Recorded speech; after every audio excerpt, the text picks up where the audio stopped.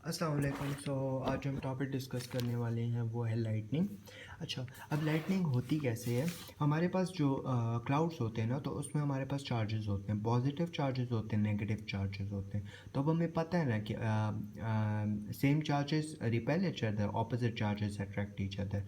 जब opposite charges जो है ना वो आपस में लाइक कंबाइन होंगे ना, ऑपोजिट चार्जेस ना, तो इसकी वजह से क्या होगा कि हमारे पास एक धमाका होगा जिसकी वजह से इलेक्ट्रिसिटी बनती है और जो ज़मीन पे आके स्ट्राइक करती है। ठीक है, इसकी वजह से हमारे पास लाइटनिंग होती है। अब लाइटनिंग जो होती है ना, उसमें हमारे पास दो टाइप की वॉन्ड्स होते हैं। एक एंट्री वॉन्ड होती है, एक एग्जिट वॉन्ड होती है। ठीक है, अब जो एंट्री वॉन्ड होती है ना, मेनली हमारे पास नेक में, शोल्डर में, बैक वगैरह में होता है। ठीक है, और एक्सिट वॉन्ड वहाँ पे होता है जो लाइक जो ग्राउंड के साथ अटैच है। या तो बंदा चेयर पे बैठा है तो उसके लोअर बैक पे होगा, अगर खड़ा हुआ है तो उसके पाँव में होगा। ठीक है, और एग्जिट वॉन्ड की जो एंट्री होती है ना वो उसमें मोर बर्निंग होती है एज़ कम्पेयर टू एंट्री वॉन्ड की। ठीक है, अब इसमें तीन टाइप ऑफ बर्न्स होते हैं हमारे पास लाइटनिंग में। एक सरफेस बर्न होता है, एक लीनियर बर्न होता है और एक एपोरेसेंट वॉन्ड होता है। ठीक है, सरफेस बर्न जो होती है ना, जब इलेक्ट्रिसिटी फॉल करती है ना, तो ये जो हमारे पास लाइक मेटल्स होते हैं ना हमारे कपड़ों में, जैसे जिप वगैरह हो गई, या किसी ने कोई हार वगैरह पहना हुआ है, इस तरह की चीज़ें, घड़ी वगैरह पहनी हुई है,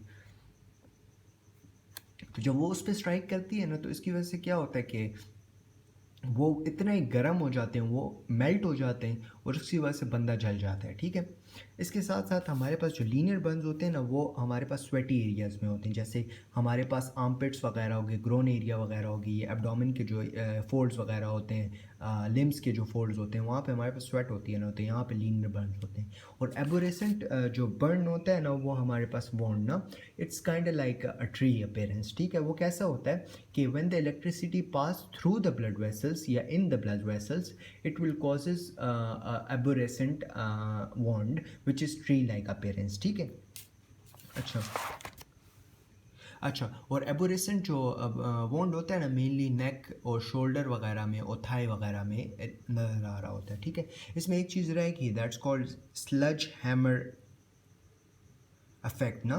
तो स्लज हैमर अफेक्ट ये होता है कि फॉर एग्जांपल एक बंदा है जो एक चार्ज इलेक्ट्रिसिटी की जगह पे चला गया ना, जैसे कोई डैम है, इस तरह की जगहों पे ना, तो क्या होता है कि वो जो चार्ज्ड एरिया है ना, तो उससे उस बॉडी में, लाइक ह्यूमन बॉडी में, इलेक्ट्रिसिटी के चार्ज आते हैं, मतलब चार्जेस आते हैं। ठीक है, उसमें भी पॉजिटिव नेगेटिव थे, इसमें भी पॉजिटिव नेगेटिव थे। अब हमने कहा है कि सेम चार्जेस रिपेल करते हैं ना, तो क्या होगा कि सेम चार्जेस रिपेल करेंगे, उसकी वजह से वो बंदा जो है ना एकदम जो है वो दूर जाके गिरेगा। ठीक है, तो इसको हम कहते हैं स्लज हैमर इफेक्ट। और जो स्लज हैमर इफेक्ट होता है ना, इसकी वजह से क्या होता है कि बंदे के फ्रैक्चर्स वगैरह, ब्रूजेस वगैरह, एब्रेजन्स वगैरह आ जाती हैं, क्योंकि वो गिरता है ना दरस करके ना, ब्रेन डैमेज, मतलब सर की इंजरीज वगैरह हो सकती है ना।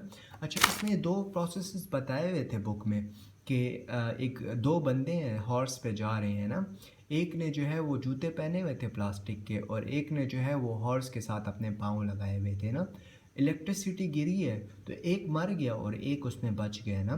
तो जो मरा है ना, तो वो था जिसने प्लास्टिक के जूते पहने हुए थे, क्योंकि उसकी जो इलेक्ट्रिसिटी थी ना, वो नीचे ट्रांसमिट ही नहीं हो रही थी, मतलब वो that was on him and that was not going like, जो अर्थ नहीं हो रही थी, मतलब इलेक्ट्रिसिटी ज़मीन से सर से लेकर पाँव तक ही ज़मीन में ही जाती है ना, तो वो नीचे नहीं जा रही थी। Because of that the person die.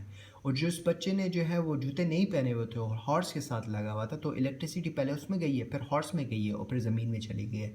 तो वो बच्चा जो है वो सर्वाइव कर गया, मतलब अगर ऑब्वियसली इलेक्ट्रिसिटी उसको भी लगी होगी लेकिन वो बच गया होगा। फिर सेम चीज़ है कि दो बच्चे जो हैं वो रूम में बैठे हुए हैं। ठीक है, एक बच्चा जो है उस पर इलेक्ट्रिसिटी का वो हुआ है तो जल के मर गया है। ठीक है, और दूसरा जो है उसको स्लज हैमर इफेक्ट की वजह से उसको दीवार पे इलेक्ट्रिसिटी ने मारा है। ठीक है, लेकिन वो बच्चा बच गया है। ठीक है, लेकिन मरा नहीं है। तो that's two things which we have to remember in lightning. That's it, thank you.